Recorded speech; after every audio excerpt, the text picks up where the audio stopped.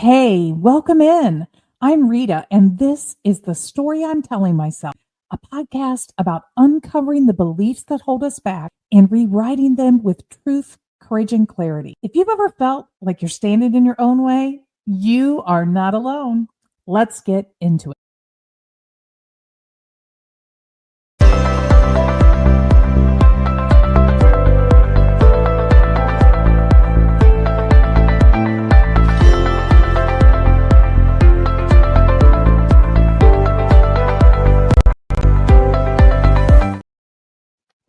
Hello, everyone. If you're on the East Coast with me, good morning. If you're in Europe with Leanne, it's good afternoon, right? It's pretty deep into your day. It is, So, yeah. Good afternoon or and morning, wherever you are. and if you're on the West Coast, you must be up really, really early if you're catching us live. So thank you for joining us. If you are here, this is your show. This is interactive for you. So please jump in the comments, say hello, let us know that you are with us, and make sure that you're giving us your questions and your comments because we love having your interaction with us during the show. Leanne is one of my favorite podcasters. I was so happy when I was invited to be a part of her show. And so when I got the chance to return the favor and invite her to this show, it felt like a full circle moment. So Leanne, tell everybody who you are. My name is Leanne Elliot. I'm a chartered occupational psychologist, which it goes by various names. I think stateside you might know it better as an organizational psychologist, a business psychologist, all much the same. I work primarily with owner-led businesses to help them build the structures and systems needed to create awesome workplace cultures. As part of that, we launched Truth, Lies and Work podcast to bring these really best practices to businesses that aren't yet mature enough or big enough to have this internal capability. So how can we support business owners with all things people and culture? And what started off as a little show as part of our marketing stream is now one of the main things we do. We're part of the HubSpot Podcast Network. We have been for the last 3 years. And yeah, I love it because I get to meet awesome people like you, Rita. Oh, thank you. That's so kind of you. So Leanne would love to connect with you on LinkedIn. Meet Leanne. And then her show also has a page, which is Truth Lies Work on LinkedIn. So two places to connect with her. Look, her podcast is so good. And she's talking about really what's relevant, what is happening in the world today, with some amazing guests. I'm not saying that just because I got to be one. So, but I mean, it really you're gonna love that show. Leslie, thanks for joining us from North Carolina. It's just over sunrise is just happening here. Probably the same for you. And many of you might be on your morning commute. So thanks for joining us. Leanne, you're going to share with us a story, a lesson that so many of us learn. And let me tell you, listeners, right now, if you have young people in your life, you need to gift them this episode. Just trust me right now. I'm telling you, you're going to need to gift them this episode. But as fellow psychologists, we're really going to get into the psychology of why we struggle to ask for help. But set us up, Leanne. Start us in the beginning of the story of what was happening for you at work. I got promoted into my first management role when I was 27, which looking back seems really, really young. But at the time I felt ready. I felt capable. I think like most young people, there's a beautiful mix of confidence and ignorance that, just works together really well to make sure you put yourself out there for these opportunities. So I was given the opportunity to run a welfare to work contract in the UK from startup. So there was no team, no premises, no nothing. Day one, it was just me and one member of staff. So I built up a team, thought I was doing all right because I was confident in that bit, Rita. I'd done my undergrad in organizational psychology. I knew how to recruit people. I knew how to train people. I knew how to onboard people. That bit I was fine with. But in terms of the operation side, in terms of essentially building a mini business, I was completely out of my depth. I had no idea what I was doing. And I was very conscious of the fact that my MD, who became one of my greatest mentors, inspirations, woman leader, fabulous. She knew that I wasn't quite ready. And she actually sat me down on my first day and said to me, "You don't have to do this." And I said, "What do you mean?" She's like, "You don't have to do this. If you're not ready, you don't have to do this. We'll find something else for you to do in the business. It's okay." And I felt that I knew of all the people that interviewed, being somewhat maybe a bit cocky, I knew I was the best person out of people interviewed to do the job. Was I the best person? Probably not. But in terms of the limited pool, I felt I was. So I was like, no, I'm fine. I can do it. And as I was saying, certain aspects went really well. Other aspects in terms of the operations, in terms of the finance side of the contract, in terms of the growth, in terms of the partnerships and all that type of thing, I struggled. I massively struggled. And I was afraid of asking for help because I was 27. I didn't want to look like I didn't know what I was doing. I didn't want to reduce any confidence that people might have in me. And at the back of my head, I knew the MD had said this. So I thought if I admit at this point vulnerability, then maybe I'm going to prove her right. And I didn't know if that was her intention or not. But Okay. We got to stop and get into the psychology of this right here, because this is like step number one of the stories that we tell ourselves in these situations. Good morning or hello, it's afternoon for you too, Mark, I think. Welcome to the show. Glad you're with us. So let's uncover the psychology behind this, right? What is it that makes us resist wanting other people to be right? Like you had this thing of like, if I admit this, then I'm proving her right, right? What is it that makes us shy away? Tell us ourselves the story that we're going to look bad or it's going to be problematic. Let's uncover a little bit of the psychology, because I think sometimes we need to understand that in order to know really what tools to embrace to overcome it. Yeah, and there's two main things in play in terms of psychology. First of all, that that belief, that incorrect belief that if people think we need help is going to undermine our capability. So it's an unhelpful mindset that doesn't serve us in any way. Because actually the truth of it is, and the science shows us, and actually the World Happiness Report came out today, so perfect timing. It is World Happiness Day, everybody. It is. So what we know is that whilst we might feel that asking for help makes us feel like people might see us as less competent and capable, actually the truth is that people are much more inclined to help us than we're led to believe. So the data just come out today, 40% of people think that, we think that if we ask for help, 40% of people are gonna not help us, and it's not true. It's much more likely. It's actually twice as likely that someone will help us than they won't help us, for starters, because people want to help. But we tell ourselves this story, right? Yeah, we tell ourselves that people don't want to. That is 2 times over incorrect. Yeah, according to the data. Almost right? 2 times. Almost 2 times. Yeah, exactly. And what's even more interesting with that is actually we completely underestimate the benefit to the person who offers that help and then gives it. It's called the helper's high. People experience this sense of confidence and fulfillment and happiness, this serotonin boost, because they feel like they've been helpful. And that in itself is massive in terms of our mental health, in terms of our resilience on both sides. So it's this weird situation we're in where we feel like we can't ask for help. We feel that nobody wants to help us. Neither of those things are true. And if we did, the benefits, individually speaking, organizational speaking, performance speaking, are all positive. And this is why, if you have young people in your world, like I do, you need to have them listen to this episode, because I know it's hard. You intake this information. It's hard to act on it. But if they would just give a little bit of trust to what Leanne just said and recognize that it is okay. Burnout is so big around young people, I think, because they have this self-defeating narrative that prevents them from understanding that their relationships at work would actually be stronger if, instead of putting on their armor and thinking they have to prove their right to be there, they accepted that they are valued and have a right to be there, and that collaborating with their teammates, asking for help, working together is actually going to make it better for everyone. And what was really interesting about the data that's come out today, Rita, is we are finding this effect amplified in our younger generations. So our younger people are even more likely to think that people don't want to help them, even more likely to think that asking for help is going to make them look less capable.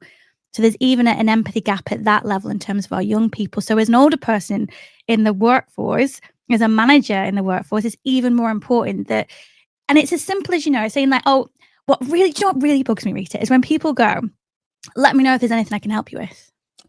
That's a really broad statement. And that's again, putting it on me to try and be vulnerable. And that's really difficult and figure out a way that might be helpful. What's better is to be more specific. Yes. So you've been handed this project. Shall we sit down on Tuesday and talk through first steps? Yeah, that'd be great. Awesome. Because at least it's something tangible. It's something that you've initiated with the intention of proactively and practically helping. That is demonstrating to me that this offer is genuine. This offer is going to be consistent and we're in this together, And yes. that's really important. I love that. Leslie said, could it be about our fear of judgment and criticism or not being smart enough? So I have to, I'm kind of in the, I'll show you thing. And I think that's a part of it as well. I do think that we tell ourselves stories that we have to prove. I mean, it's just that simple. We have to prove. And if we are not, we might get rejected in some way. And rejection is a really strong motivator, right? So what were you experiencing at that time? Do you remember thinking anything about rejection as a part of your motivation for your choices? I think there was a fear there, definitely, in terms of rejection, but I think it was a fear of the unknown. Well, what happens if I fail? Will I lose my job? How is that leaving it financially? There's a big ego side of it, especially when you get promoted internally. There's a big ego side of it because your relationships have shifted. So it's taking that step backwards can feel mortifying. I think going back to the question though, I think there is absolutely an element of almost that, people talk a lot about imposter syndrome or imposter phenomenon or phonyism. And that is a really common experience. And it's even more common to have thoughts and feelings like that if you are a high achiever and high performer. Yes. And that itself is going to then, compound these fears that we have about, well, what happens if we don't succeed? Because that's a fundamental part of my identity as a high achiever the past 40 years. How does that then impact? So you're absolutely right to ask that question. Two things can simultaneously exist. That can be true. And it can be true that fundamentally it's better for our mental health to ask for help. It's better for our performance to ask for help. It's better for our trust in managers, trust in our team, our work relationships. Yes. Infinitely better if we feel able to ask for help. That doesn't mean it needs to be comfortable. That doesn't mean it removes the fear that people will think I'm less capable. But all the science shows us that actually people won't think that. People are more willing to help than you think they are. And the impacts of that in terms of everybody involved are huge. One of the things that happens to us biologically when we get overwhelmed, right, is we get this flood of endorphins and things in our system. And so sometimes I think people don't ask for help because they don't even know what to ask or where to start to ask for help. Were you clear about what help that you needed, or at that point in time, did you even know how to put into words what you needed to ask for?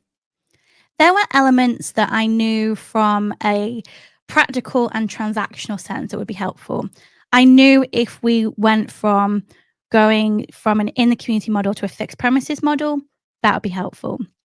I knew that in terms of reducing my workload down, because I was asked to set up 2 contracts, to reduce me just focus on one would speed up my success there to then move on to the next one. So those practical task-based things involved that I knew would help. And I started to have some of these conversations. But because there were so many different challenges with the contract, it was difficult for my manager at the time, understandably, to separate what is just a real sticking point, snagging point in the startup and what is coming because Leanne is not yet a capable, competent manager. And that took some unpicking. And it actually, they couldn't unpick it. to the point where I escalated, where I sat down with my MD, my director, and was told that I was getting demoted. I was not going to be a manager of anything anymore. And that was devastating. Absolutely. So what was the story? What I'm sure that your internal critic would just stomping all over you. Like what stories were popping in your head when you got that, when you came out of that conversation? That conversation with the MD on day one, she was right. I wasn't ready. I wasn't good enough. I was wrong. I've let myself down. I've let my manager down. I've let my team down, because at that point then I'd recruited in about 10 people to work across the northwest of the UK. I'd let our customers down. I'd let everyone down. And my frustration was with myself, because it's one thing to feel that you failed. But as somebody who has tried to make a career of helping other people, to feel that you've let them down. And again, when we know the science of it, if we feel like we haven't helped, we failed other people, it's much more impactful than if we feel we failed ourselves. It was probably one of the top 5 worst days I've experienced in life, let alone I can believe that. I can believe that. And the other side, I mean, you're one personality. The other personality in this situation is the deflection personality, the personality that can't handle the idea that they have disappointed themselves. And so they start looking outside of themselves and they start blaming, and they get caught in their victim story. Right. And that, that's even worse, I think, and for many people, because when you start, at least you were inside of yourself and you were disappointed with you, but you were also, there was a level of ownership. But when we have that personality type, when we have especially people who've had a lot of trauma in their lives and they don't have the fortitude to face down that thing in themselves, and they start looking outside of themselves, that feeling of being trapped in that moment is even bigger. And I think we see that a lot right now in younger people, because because we are in a mental health crisis in our young people's lives right now.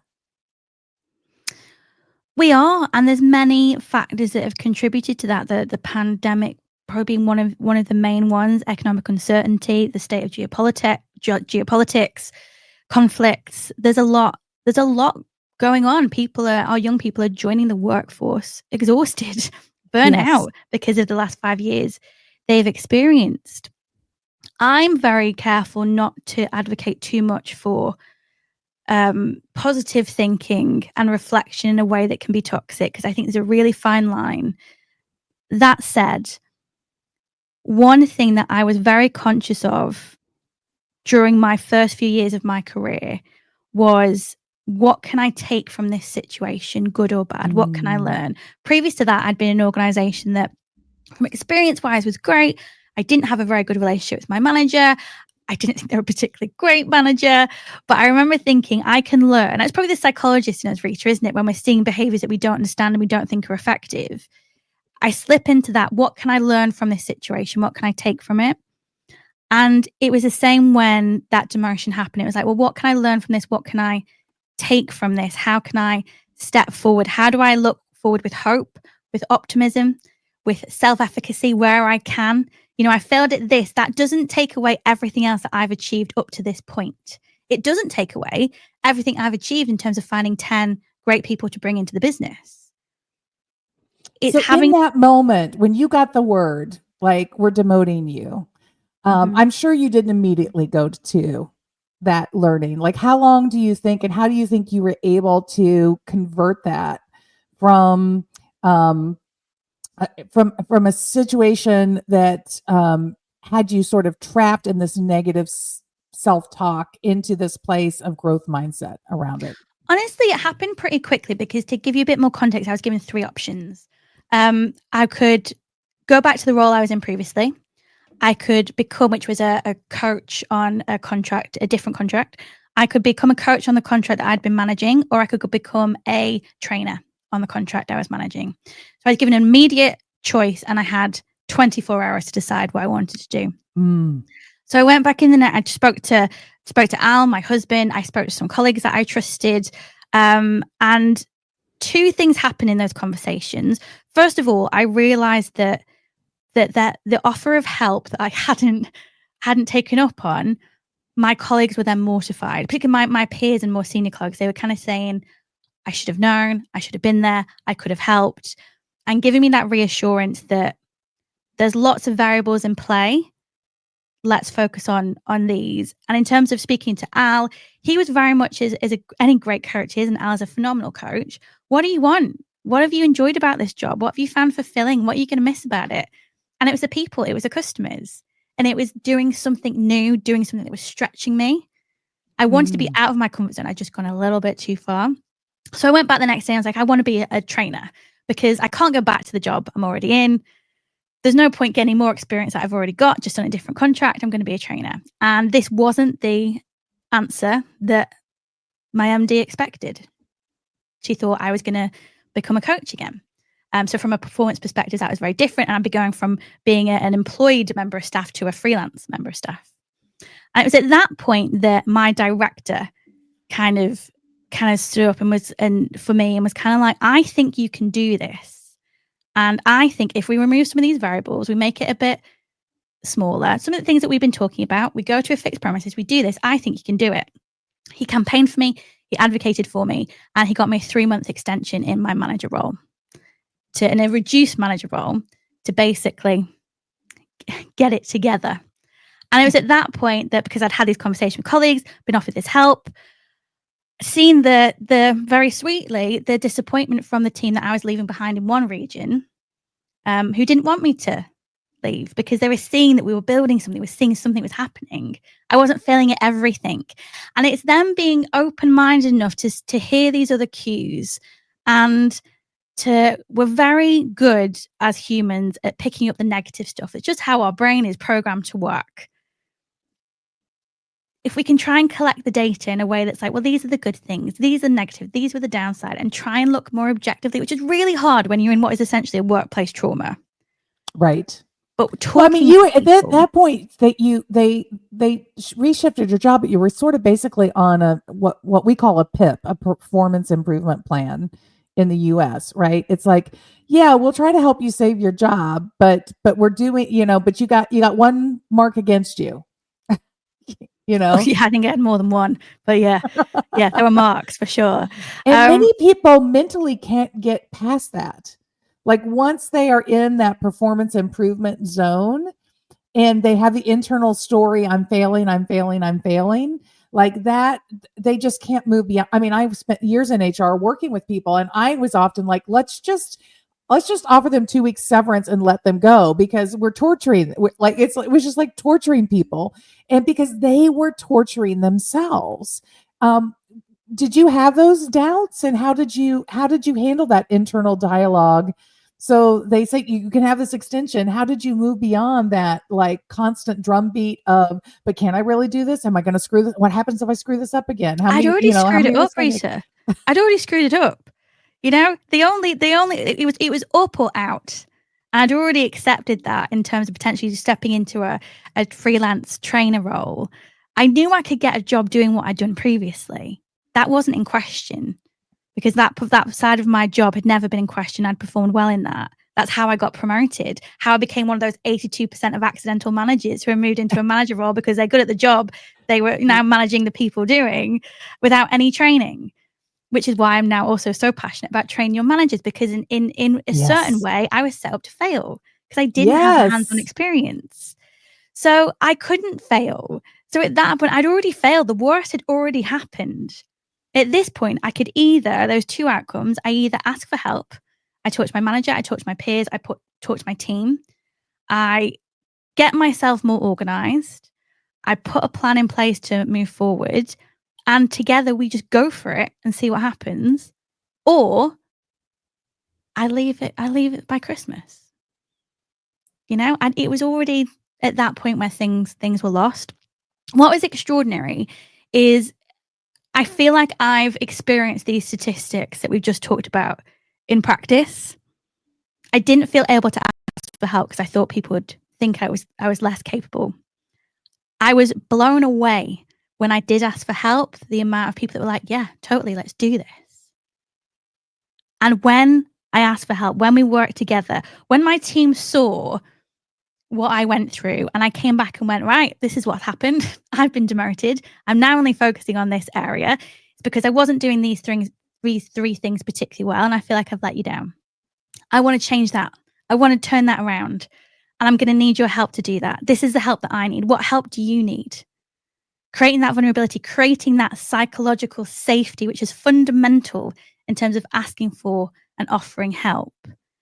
And we know all the stats around psychological safety. Once we've got there's that, something important that you said in that, and this is a critical piece I think so many people miss.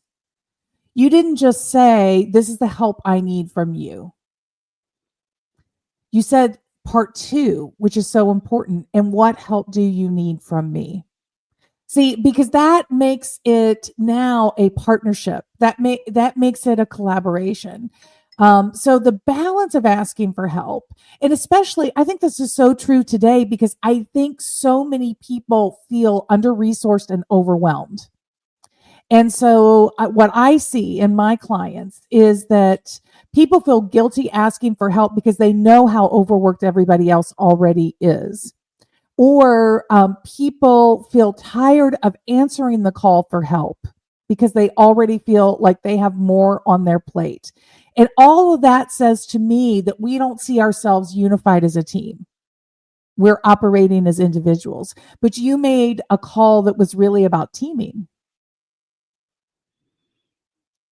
Yeah, it was what was clear to me at that point, whether I listened to my negative voice or my positive voice, is that I was not enough alone to make this work. That was not enough. I needed support. I needed some training. I needed some mentoring. And I needed that collaboration and buy-in from my team. And I think it was at that point as well that I realized that I'm no longer the expert in terms of their job functionality. I used to be. I used to do that job. I'm not anymore. And industry moves on so quickly. There's always new things to learn. My only job at this point, and this is what my director told me just after this all happened and this shift happened and we started on a much more mentoring type relationship. He said to me, your only job is to create an environment where other people can thrive. If you do that, the rest will figure itself out. If you can make sure that everyone's got what they need, practically, emotionally, psychologically, to succeed, to perform, then that's fundamentally your number one role as a manager. The rest will come. And it was having that forced conversation with my team, putting myself in that position of vulnerability, saying, I need your help too. Also then empowered them to be the expert in the areas that they're the expert in. Empower them to have ideas and make changes.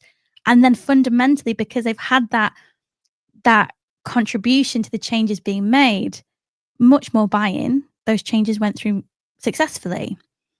And it was unbelievable to me how quickly this turned around.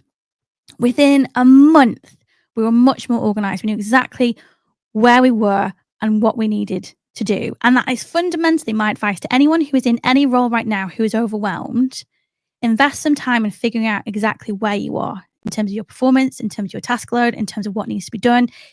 Because and this was a psychologist called John Amici who says this in his book, the most valuable thing you can give to somebody who is lost is to tell them exactly where they are. Mm. And that is a process we went through in that first month, is figuring out exactly where we are.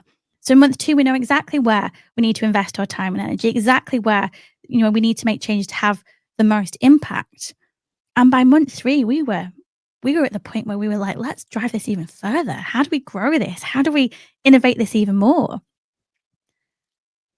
And the 3 months came around and the contract was doing really well. My team was really happy. And my MD sat down and was like, fair dues, will you stay on as manager? And I did.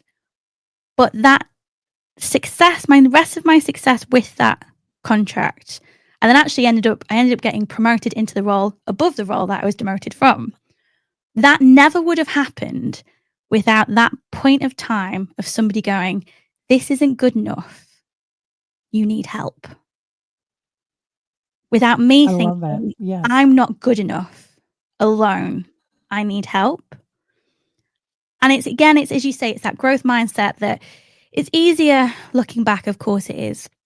But if we can pick up these little bits and pieces as we're going through an experience, and that can be done through journaling, through self-reflection, through conversations, then it's these things that are going to compound our sense of confidence, self-efficacy, identity, and also give us those moments, those key learning points that are fundamental in terms of our resilience.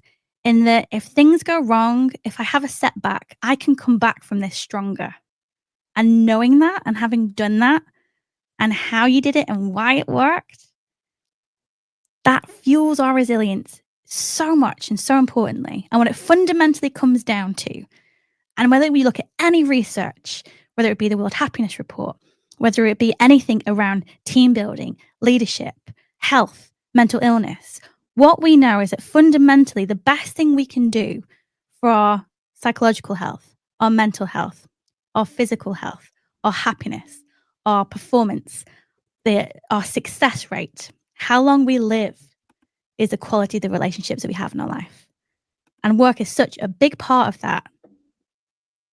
We have to prioritize building those relationships at work. And what we know about help, about psychological safety, is it's one of the most effective ways to build that trust and build that connection.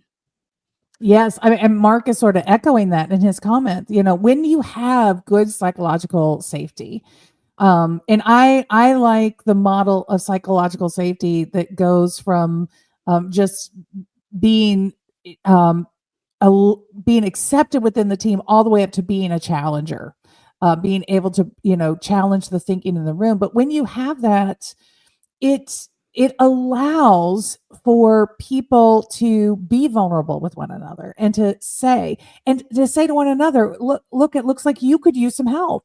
Like, that is such a gift. Oftentimes, I think we see people in struggle and at work, and we think we're going to embarrass them if we say something or offer some help. And I'm talking like at a peer level. And I will say the most valuable moments in my development of my career have always come from reaching out to a peer and saying, I am struggling with this, but you seem to navigate this effortlessly. Help me, teach me. What are you doing? How are you thinking about this? Those have been the moments of the most extreme growth from me. But that can only happen when you have real relationship with the people that you work with. Absolutely. And it's not to say that I worry sometimes when we talk about these types of things, Rita, is people think, oh, does that mean I need to be best mates with all my co-workers? Does that mean I need to make this really, really soft type environment? No. Relationships at work are about civility. Yes. Relationships at work are about respect. They're about challenging ideas because, of course, they are. Some of my favorite people are the people that challenge me and my way of thinking. These relationships are about facilitating the mission delivery of the business, facilitating our own sense of meaning and purpose in terms of being aligned with this person in terms of values. And that doesn't mean that we fundamentally believe in the same things. It means that the core values that we have in this organizational context are aligned, that we're working together towards things. And I think the thing that I always come back to is all of this stuff isn't just good for us. It's really good for business. Even if you think it's all nonsense and it's all fluffy and whatever, it's really good for business. And the statistics are incredible. We know that organizations who promote this type of psychological safety, they experience about 26% more employee engagement. They experience about 40% higher customer satisfaction and about 30% lower turnover, which means your people are more engaged, they're less likely to leave, and your customers are happy. If we take those numbers really generally to the average size of a business in the UK, which is, say, $1 million in revenue per year, if we compare that to an organization that will invest in these things, invest in teamwork, invest in stability in the workplace, invest in psychological safety, and a big part of that is going to be training your managers.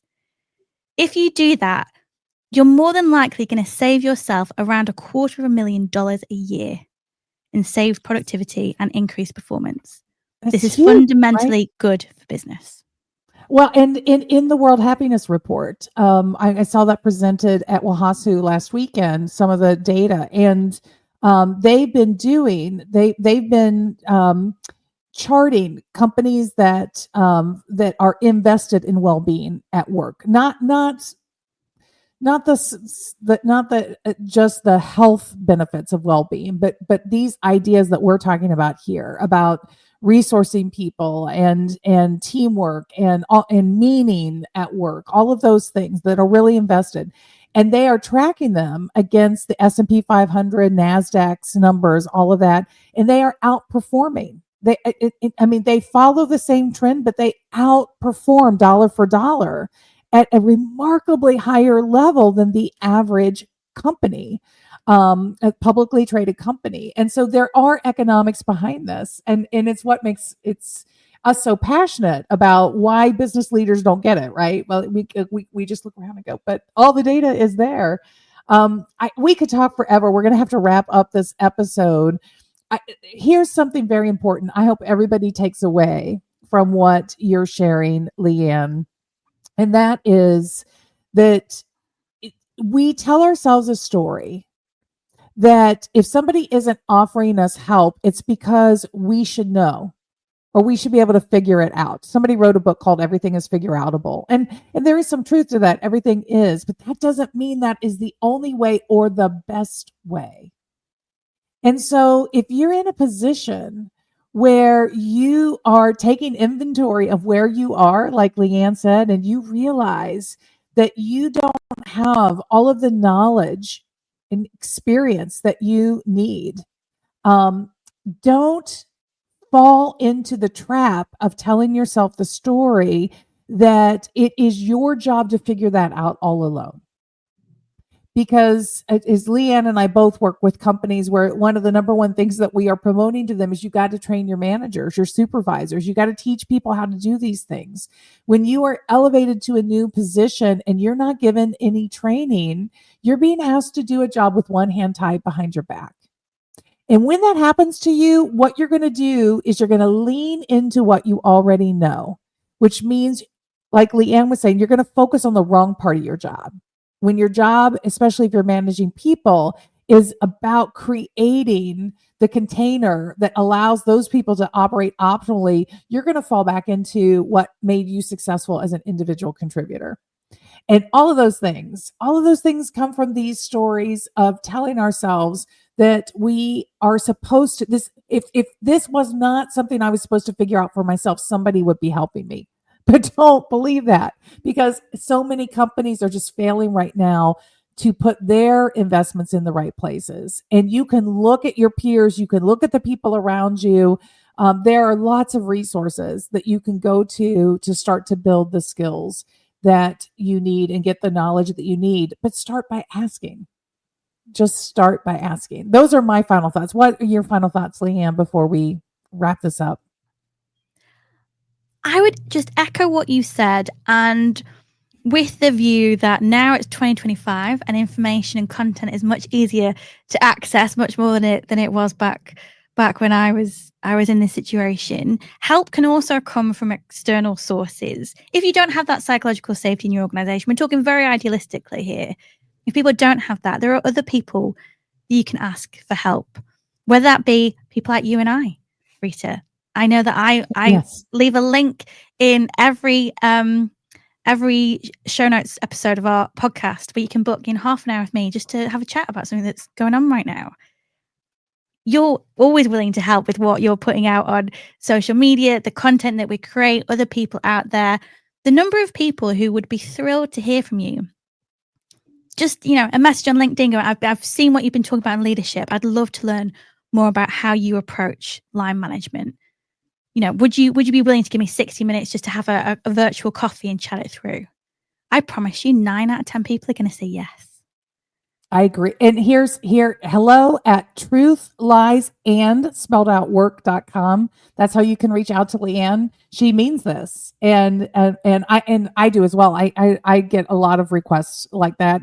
And I'm always happy because look, the thing about psychologists like Leanne and I that do this for a living is we want to see the world filled with the best possible workplaces, and we will give a lot of things away for free to help companies and help individuals get there. I also want to remind you, this is the link to Truth Lies and Work, Leanne's podcast. So if you're not listening and following, I'm telling you, there's so much good advice, and you can do write in. You can do write into her show, and she'll read your question and give an answer on her show.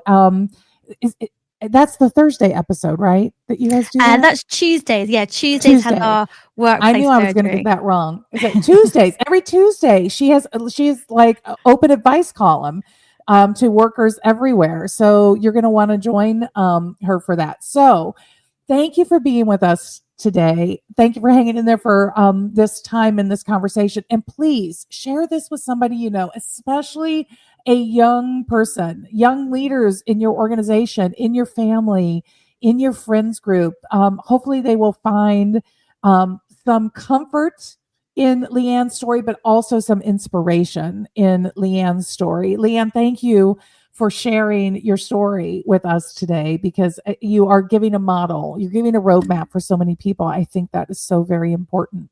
Next week, I am on vacation, which means I won't be coming live for the story I'm telling myself. I may drop some early episodes. If you're just finding us new, you want to get caught up.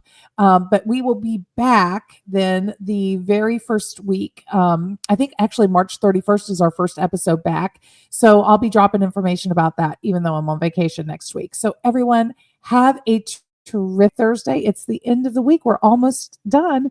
Leanne, you've been a delight. Thanks for joining us today. Goodbye, everyone. Bye.